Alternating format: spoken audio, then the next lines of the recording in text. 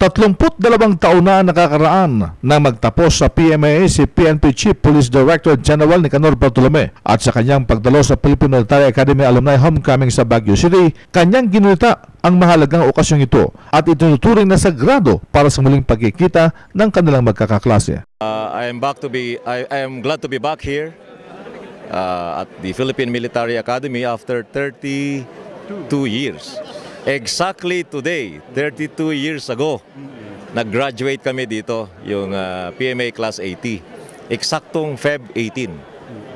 So we are now on our 32nd year. Tiniyak din ni Bartolome na hindi sila paapekto sa mga isyong politika tulad ng nangyayaring proseso sa Senado na kung saan ay nakasalang sa impeachment trial ang pinakamataas na opisyal ng Korte Suprema, Chief Justice Renato Corona. Hindi naman, kasi may kanya-kanya naman kaming mga trabaho. In fact, we are very busy with our respective mandates.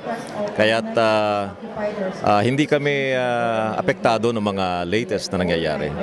All we needed to do is to concentrate sa mga trabaho namin.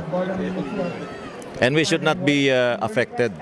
We should not be disturbed. We should focus on our respective duties. Iyan ang pananaw ni PNP Chief Police Director General Nicanor Bartolome sa mga nangyayaring impeachment trial sa Senado. RH911 Bing Pormento, naglilingkod sa pagbabalita.